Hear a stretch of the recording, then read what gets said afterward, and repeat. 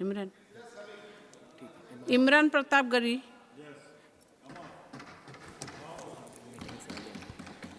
Ma'am, मैं प्रधानमंत्री जी की। इमरान जी, you have 5 minutes.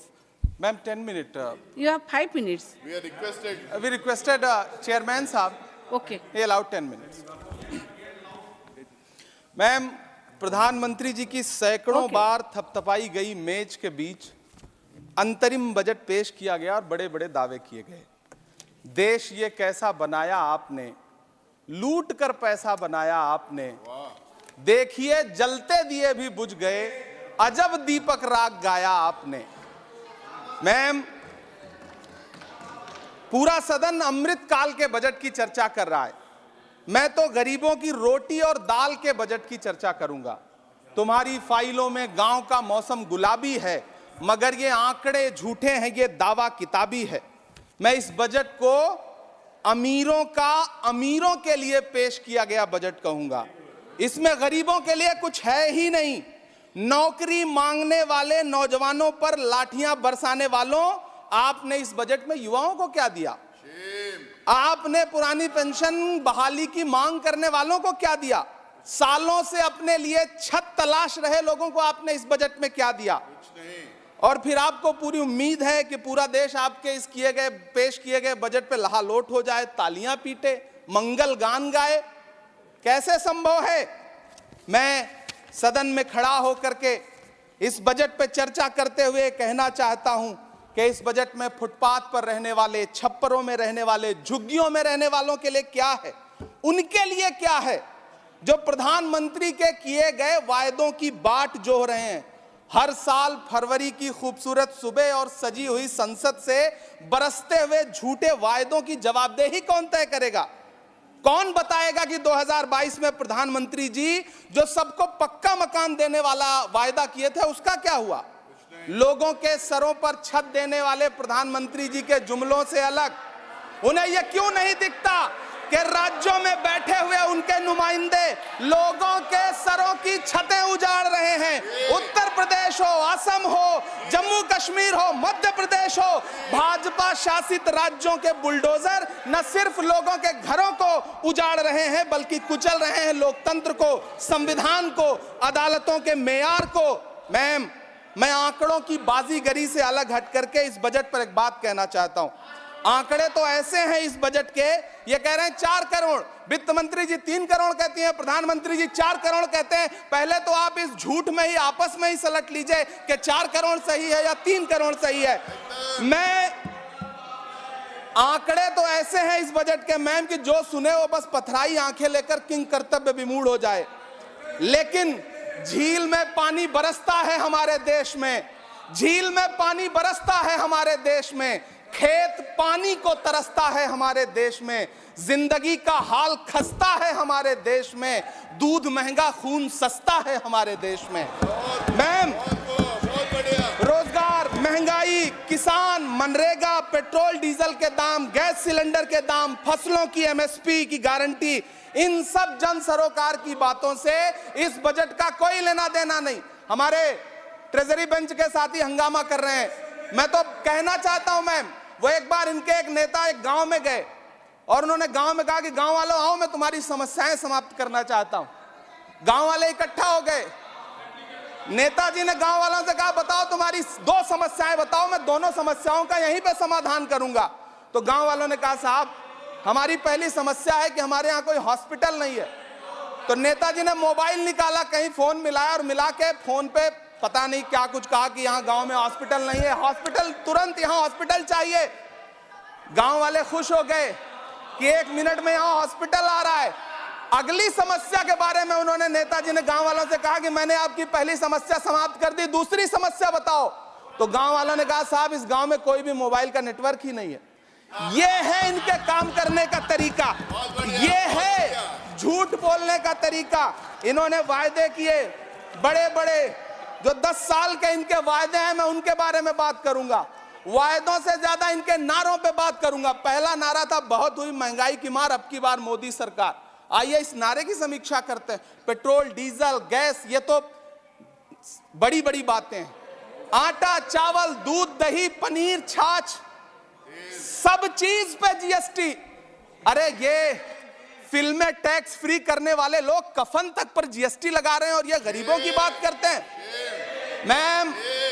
मैम ये सरकार झूठ की सरकार है।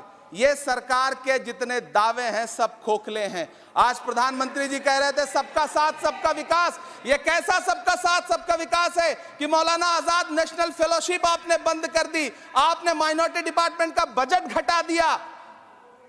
आप कह रहे हैं सबका साथ सबका विकास। आप बात करते हैं बेटी बचाओ बेटी पढ़ाओ। हमारी आंखें हाथरस से लेके कठुआ से लेकर के और देश की जंतर मंतर की सड़क वो देख रहे हैं जब हमारी ओलंपिक पदक लाने वाली बेटियों को प्रधानमंत्री की चौखट पे अपना मेडल रख देना पड़ रहा है। इससे शर्मनाक क्या हो सकता है। मैम कृषि विकास दर जो 2014 में 4.6% थी, इस वर्ष गिरकर 1.8 कैसे हो गई? क्यों हर दिन 31 किसान आत्महत्या करने को मजबूर हैं? ये सरकार उन पर क्यों बात नहीं करती? कीमत तो बहुत बढ़ गई शहरों में धान की, लेकिन विदा ना हो सकी बेटी किसान की। मौका मिला तो लोगों ने कुर्सी के वास्ते तस्वीर ही बिगाड़ दी हिंदुस्तान की, और आज बड़ी बड़ी बातें कर रहे हैं। मैं यहां पर आपसे खड़ा होकर के मैं अंत में इतना कहना चाह रहा हूं कि वित्त मंत्री जी ने बजट में ट्रेनों के डिब्बे को वंदे भारत कोच में बदलने का एक प्रस्ताव रखा अपने भाषण में। ठीक है, ये सुनने में कानों को बहुत अच्छा लगता है, लेकिन मैम ये सरकार ट्रेनों की सुरक्षा के बुनियादी मुद्दों पर एक शब्द नहीं बोलना चाहती। बालासोर हादसे में घायल हुए लोगों की चिता की राख अभी तक ठंडी नहीं हुई है। वंदे भारत के वीडियो पोस्ट करने वाली ये सरकार कभी भारत की जनरल डिब्बों की, रेलवे के स्लीपर क्लास डिब्बों की वीडियो अगर पोस्ट करे ट्विटर पे तब समझ में आए। बिहार से, इलाहाबाद से, लखनऊ से दिल्ली आने वाली, मुंबई जाने वाली ट्रेनें देख लीजिए, उनकी हालत देख लीजिए, तो आपको लगेगा कि ये वही ट्रेनें हैं। आज स्थिति ये है कि रेलवे स्टेशन तो छोड़िए, रनवे पर खाना खिला रही हैं आपकी प्राइवेट एयरलाइंस। अभी आपने जुर्माना लगाया है, नोटिस दिया है एक एयरलाइंस को। यह स्थिति आपने करके रख दी है ट्रेनों की, एयरलाइंस की। ऐसे में मैम कागजों पर तो आप कितना भी वंदे भारत और बुलेट ट्रेन सर पर दौड़ा लीजिए, लेकिन असल में भारत की ट्रेनों की डिब्बों की सवारियों की हालत देखने लायक है। अगर सरकार खुली आंखों से उसे देखना चाहे तो देखे और उनकी स्थिति सुधारे।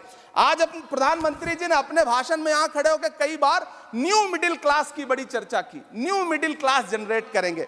लेकिन मैं तो यहां खड़ा होकर के सरकार से कहना चाहता हूं कि न्यू मिडिल क्लास का जुमला अपने पास रखिए। यह बताइए कि जो पुराना मिडिल क्लास है उसके साथ आप कैसा व्यवहार कर रहे हैं। आज उसकी स्थिति क्या है? आप अमीरों के कर्जे माफ कर रहे हैं, उद्योगपतियों के कर्जे माफ कर रहे हैं, और यहां स्थिति यह हो गई है कि जो मिडिल क्लास, उसकी जो रोजमर्रा की जरूरत की चीजें हैं उस तक पर आपने जीएसटी लगा रखी है। आप फिल्में टैक्स फ्री करते हैं, लेकिन स्टूडेंट्स के प्रतियोगी परीक्षाओं के फॉर्म की फीस नहीं माफ कर सकते। आपको बाकी जगहों पर टैक्स लेना है, हर जगह टैक्स लेना है। मिडिल क्लास से आपका कोई रिश्ता नहीं। मिडिल क्लास तो आपसे कह रहा है कि मोहब्बत, भाईचारे के दीवाने दिन ही लौटा दो, वो सस्ती दाल सब्जी के सुहाने दिन ही लौटा दो। ये अच्छे दिन तो अंबानी अडानी को मुबारक हो, हमें ऐसा करो साहब पुराने दिन ही लौटा दो। वो पुराने दिन जो बहुत अच्छे थे, वो पुराने दिन जहां लोग एक दूसरे से मिलजुल करके रहते थे। मैम इलाहाबाद, दिल्ली, कोटा जैसे शहरों में छोटे छोटे कमरों में अभावों के साथ पढ़ाई कर रहे युवा किताबों के साथ गल चुके हैं। उनके हिस्से अधेड़ अवस्था तो आई है, लेकिन नौकरी और रोजगार नहीं आया। हर साल 2 करोड़ नौकरियां देने का दावा करने वाली ये सरकार 10 साल में युवाओं को नौकरियां नहीं दे पा रही है। 20 करोड़ नौकरियों का बोझ है इस सरकार के कंधे पर, और 2024 में देश देखेगा कि उन्हीं 20 करोड़ नौकरियों के बोझ तले दबकर बैठ जाएगी ये सरकार। ये देश देखेगा, क्योंकि जिस ओर जवानी चलती है उस ओर जमाना चलता है। देश का युवा नाराज है, देश का युवा गुस्से में है। ऐसे में उसकी पीड़ा को इस बजट में कहीं भी आवाज देने की कोशिश नहीं की गई। मैं आपके बीच खड़ा हूं, मैं तो वित्त मंत्री जी का भाषण सुन रहा था। यह कहा जा रहा था ये अमृत काल का बजट है, ये अमृत काल का बजट है।